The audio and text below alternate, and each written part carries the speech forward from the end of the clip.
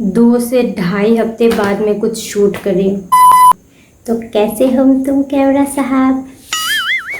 Basically इस time पे मैं एक बंगाली में एक वर्ड आता है लैथ खाना, तो जिसका मतलब है कि आप बस ऐसे पड़े हुए हो, कुछ काम नहीं, बस ऐसे मतलब सो रहे हो, पड़े हुए हो, जिंदा लाश जिसको कहा जाता है। चलो एपिसोड को शुरू कर ही लेते हैं। Hey guys, welcome back to my channel. तो कैसे हो आप सब? काफ़ी दिनों बाद में शूट करी हूँ। तो जैसे कुछ दिन पहले मैंने एक एसेंशियल प्रोडक्ट का हॉल शेयर किया था अमेज़ॉन से, तो उसके अंदर मैंने एक शैम्पू लिया था और मैंने कहा था कि मैं इसको यूज़ करूँगी और कैसा जाता है तो उसका मैं एक रिव्यू आपको दूँगी। तो इसको यूज़ करते हुए मुझे कुछ ढाई हफ्ते हो चुके। मैंने इसका कुछ 1/4 यूज़ कर लिया है, तो मुझे लगता है कि एफिशिएंट अमाउंट मैंने यूज़ कर लिया है कि मैं एक आपको एक ऑनेस्ट रिव्यू दे पाऊँ कि मेरे ऊपर ये किस तरीके से गया। तो मैं जिस शैम्पू की बात कर रही हूँ उसका वो है ये शैम्पू। इसका नाम है धारिशा आयुर्वेदा। धारिशा आयुर्वेदा आंवला शिकाकाई नरिशिंग शैम्पू। तो ये इसका आप अगर अमेज़ॉन में सर्च करो तो इसका आपको बहुत ज़्यादा डिटेलिंग नहीं मिलता है, आपको सिर्फ इतना ही मिलता है। पीछे का मैंने काफ़ी सारा चेक करने की कोशिश की, डिस्क्रिप्शन चेक करने की कोशिश की, इवन मैंने गूगल भी किया कि इसके इंग्रेडिएंट क्या क्या है, मुझे नहीं मिले। पर फिर भी मुझे इसके जो रिव्यू थे अमेज़ॉन में वो मुझे ठीक ठाक लगे तो मैंने ख़रीद लिया। तो मुझे लगा बेसिकली क्योंकि ये आंवला और शिकाकाई लिखा हुआ है तो मुझे लगा कि उस तरीके का होगा कि प्योर हर्बल होगा। और जैसे इसके साथ आयुर्वेद का नाम भी जुड़ा हुआ है, जैसे धारिशा आयुर्वेदा कंपनी का नाम है, तो मुझे लगा कि आंवला शिकाकाई और रीठा इस तरीके की हर्बल चीज़ों से बना हुआ होगा।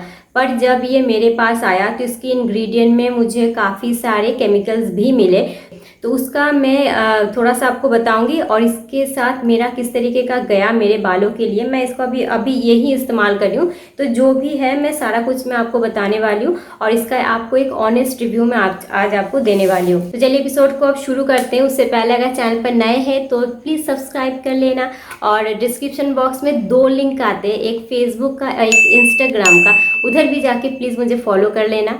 और अगर सब्सक्राइब कर रहे हो इस चैनल को तो पास में एक घंटी बटन होता है, उसको भी इस तरीके से टैप करके हिट कर दो ताकि आपको हमेशा इस तरीके की वीडियोस की नोटिफिकेशन सबसे पहले जा सके और आप सबसे पहले इस वीडियोस को देख सको। मेरे चैनल पे आपको सारा कुछ DIY करके ही मिलता है। मैं भी बिल्कुल भी केमिकल का इस्तेमाल नहीं तो खुद के लिए करती हूँ, नहीं तो आपको भी सजेस्ट करती हूँ। अब एपिसोड को शुरू करते हैं।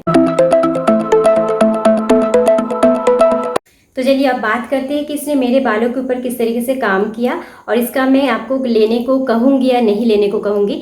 तो इस ब्रांड का नाम है धारिशा आयुर्वेदा। जैसे कि मैंने बोला इसकी जो प्राइस है यहाँ पर टैग किया गया है 499 का, पर मुझे ये अमेज़ॉन में 299 में मिला है। कोई ऑफर था या कुछ डिस्काउंट वगैरह था आपको, तो कभी कभी आपको डिस्काउंट मिल जाता है, तो कभी भी मैंने ऐसा नहीं देखा कि 499 ही बिल्कुल प्राइस है, आपको कुछ ना कुछ डिस्काउंट में आपको मिल जाता है। तो ये किस तरीके से काम किया मेरे साथ उससे पहले मैं थोड़ा सा आपको इंग्रेडिएंट समझा देती हूँ, तो आपको इसके बाद जो मैं इसका रिव्यू देने वाली हूँ वो आपको थोड़ी सी समझने में मदद मिलेगी।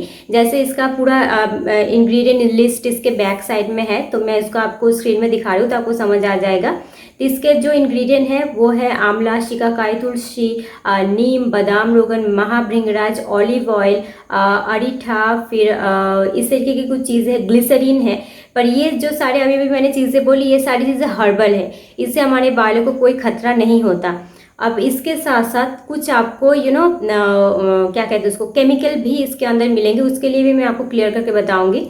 जैसे केमिकल कुछ कोकोमोनो है, TEA है, कुछ एक्वालाइन 16 है, मॉइस्ट एक्सेस है, इस तरीके की कुछ सारी चीज़ें हैं। इन सबको मैंने गूगल किया है और मैंने जितना मुझे समझ आया है कि इन्होंने मतलब जो भी सारे केमिकल्स है ये सारे बेसिकली प्रिजर्वेटिव्स है, ये सारे बेसिकली फ्रेग्रेंस है, ये सारे कुछ आपके स्कैल्प के मॉइस्चर को रिटेन करने में मदद करता है, पर फिर भी वो केमिकल ही है, वो हर्बल कंपोनेंट नहीं है। और मैंने सारी चीज़ों को अच्छी तरीके से स्टडी करने के बाद जो मुझे समझ आया, जो भी इसमें केमिकल है माइल्ड है और आपके बालों के लिए बहुत ज़्यादा हार्मफुल नहीं है। आप इसको एक तरीके से सेफ यूज़, ये आपको इस तरीके से आप इसको समझ सकते हो कि सेफ ही होगा, केमिकल है बट ये TS सेफ ही होगा। तो इस तरीके से आप देख सकते हो। तो इंग्रेडिएंट के हिसाब से मुझे तो हमेशा हर्बल चीज़ें पसंद है, तो अगर केमिकल छोड़ भी देते तो मुझे कोई दिक्कत नहीं होती। अब आती है बारी इसकी रिव्यू की। तो अगर इंग्रेडिएंट के हिसाब से बोलो तो मैं 50-50 ठीक ठाक है, चलो थोड़ा सा आपने दे दिया। पर फ्रैग्रेंस की, कलरिंग की कोई आपको ज़रूरत है नहीं। जैसे इसके अंदर फोमिंग एजेंट है, उसकी भी कोई ज़रूरत है नहीं अगर आपने अच्छी क्वांटिटी में रीठा डाला होता तो मैं इसको इस्तेमाल कर रही हूँ कुछ 2 से ढाई हफ्तों तक, मतलब हफ्ते से मैं इसको यूज़ कर रही हूँ। इससे मुझे कोई हेयर फॉल अलग से नहीं हुए। जो मुझे हेयर फॉल हो रहे थे अभी मानसून का टाइम है, मानसून में मुझे हेयर फॉल बहुत ज़्यादा बढ़ जाते, तो कभी कभी हर मानसून में नहीं बढ़ता, तो वो थोड़ा मुझे हेयर फॉल का प्रॉब्लम था। उससे ज़्यादा मैंने नहीं देखा कि इससे मुझे हेयर फॉल की प्रॉब्लम हो रही है। इससे आपका डैंड्रफ नहीं जाएगा, मुझे ऐसा नहीं लगता। और इससे अगर आपको इचिंग वगैरह की प्रॉब्लम है आपके सिर में, तो वो भी इससे क्योर बिल्कुल भी नहीं होगा। इससे नॉर्मल कॉस्मेटिक शैम्पू आप इसको कह सकते हो। एक जो प्रॉब्लम है, आपके बालों को अच्छी तरीके से क्लीन करता है, आपको बालों को अच्छी तरीके से वॉल्यूमाइज करता है, आपको थोड़े से वॉल्यूम इसको लगेगा, थोड़ा सा फुला फुला लगेगा। पर एक जो प्रॉब्लम है, जो कि सबसे बड़ी प्रॉब्लम है और जिससे लड़कियां बहुत ज़्यादा दूर भागती है, वो है ये आपके बालों में टैंगल ला देता है। मतलब मैंने जब से इसको इस्तेमाल किया है, मैं बाय द वे मैंने कंडीशनर छोड़ दिया है, मुझे 3 साल हो चुके हैं, तो मेरे घर में कंडीशनर है भी नहीं। अगर होते तो मैं लगा के देखती, पर जैसे मैं अपना DIY मेरा जो लिव इन कंडीशनर है, जो मेरे घर पे बना के इस्तेमाल करती हूँ, वो मैंने इसके बाद यूज़ करके देखा, बिल्कुल उसके बाद भी बहुत ज़्यादा टैंगल हो रहा है और मुझे बहुत ज़्यादा क्वांटिटी में लगा। मैंने शैम्पू करने के बाद जिस क्वांटिटी में, हमें लिव इन सीरम बहुत कम मात्रा में लगती है, पर मैंने बहुत ज़्यादा क्वांटिटी में लगाया तो भी बहुत ज़्यादा टैंगलिंग की प्रॉब्लम होती है। फिर मेरे पास लिवॉन का भी एक बॉटल था, तो मैंने दूसरे दिन मैंने उसको भी इस्तेमाल करके देखा, उसका भी मुझे काफ़ी ज़्यादा अमाउंट में मुझे पड़ा। तो ये एक प्रॉब्लम है कि आपके बालों को ये टैंगल कर देता है, ऐसे आप हाथ फिराओगे तो बीच बीच में फंस जाते हैं, एक ड्राइनेस आ जाती है आपके बालों के लिए। पर ओवरऑल एक शैम्पू के हिसाब से अगर आप कोई पैंटीन, सनसिल्क वगैरह, क्लिनिक प्लस वगैरह एक केमिकल शैम्पू ही इस्तेमाल कर रहे हो, तो उससे तो मैंने डेफिनेटली मैं कहूँगी कि उससे तो ये बहुत ज़्यादा बेटर है। तो आप एक बार इसको ट्राई करके देख सकते हो। तो अगर इस शैम्पू का मैं फाइनल वर्डिक्ट आपके साथ शेयर करूँ तो हाँ, आप इसको परचेज कर सकते हो, मैं रेकमेंड करती हूँ।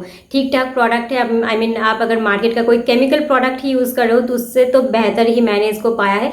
तो इसका लिंक मैं अमेजोन का लिंक मैं डिस्क्रिप्शन बॉक्स में डाल दूंगी, तो उधर से आप इसको परचेज कर सकते हो। तो आई होप कि आज का एपिसोड आपको अच्छा लगा होगा। अच्छा लगे तो सब्सक्राइब कर दे, उसके पास बैठा जो बेल बटन है उसको भी टैप करके हिट कर दे। आप चाहो तो मेरे साथ इंस्टाग्राम और फेसबुक में भी जुड़ सकते हो। मैं एक साथ में और कितना ज़्यादा बोलूँगी। आप चाहो तो मेरे साथ इंस्टाग्राम और फेसबुक में जुड़ सकते हो, उसका डिस्क्रिप्शन बॉक्स में हमेशा लिंक होता है। और अगर आपको किसी भी पर्टिकुलर प्रॉब्लम के ऊपर सोल्यूशन वीडियो चाहिए तो उसके लिए आप मुझे कमेंट बॉक्स में डाल सकते हो, तो उसके ऊपर मैं डिटेल वीडियो लाने की कोशिश करूंगी। चलिए फिर मिलेंगे किसी नए एपिसोड में। टिल देन बहुत ज़्यादा ध्यान रखिए अपना, और कोई बात है नहीं। Bye bye.